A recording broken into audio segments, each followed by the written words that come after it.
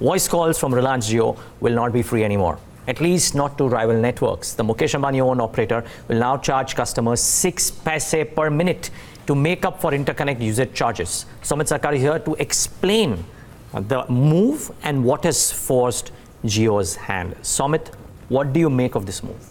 Well, it is definitely a positive thing coming in for Reliance Jio because their EBITDA will be boosted from the third quarter of financial year 2020. So what has happened now, Reliance Jio will now start charging customers for voice calls as against its earlier made promise of ending the era to pay for voice calls. Now, Mukesh Ambani, during the launch of Reliance Jio in 2016, had assured that Jio voice calls across India will never be charged on any plan. However, Jio has now introduced this IUC recharge top-up vouchers in the range of around 10 to 100 rupees that a customer will have to do if it needs to make a call to other networks. However, Jio will also provide additional data on these recharges. Now, why is it doing so? Firstly, because TRI had floated a consultation paper to defer scrapping internet connect usage charges. Now, this is set to benefit the other telecom operators, while it is expected to impact Jio because Jio is currently a net payer of IUC. Secondly, since the launch of Reliance Jio, that is 3 years down the line, Jio has paid close to 13,500 crore rupees as interconnect usage charges to other operators, and now it has decided to recover this from users by introducing these plans in the range of around 10 to 100 rupees.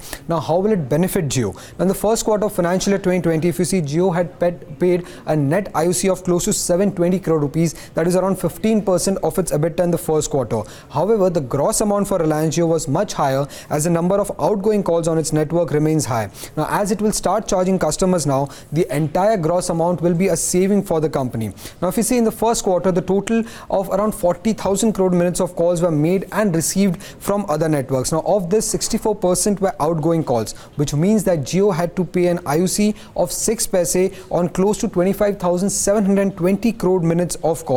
Now, this translates into 1,543 crore rupees, which was the gross IUC cost for Reliance Jio in the first quarter. Now, this would have been an entire saving for Jio in the first quarter because of these new tariffs. Now, this is against a revenue of close to 11,700 crore rupees done by the company in the first quarter. So, this 1,500 crore rupees would have been the total, would have been an additional revenue for Reliance Jio, which is close to 11 to 13% for Reliance Jio, and this probably the entire amount would have flown through to the EBITDA. At least a 90% would have flown through, and the EBITDA for the first quarter was close to 4,670. So around 30% bump up when it comes to the EBITDA level for Reliance Jio.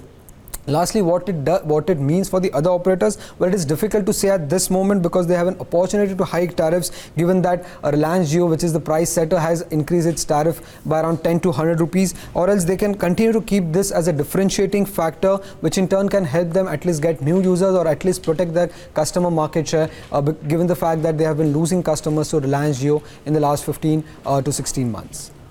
Very quickly, what have brokerages said when it comes to the sector, and is there a point of conflict between what brokerages have said and what you make out of this?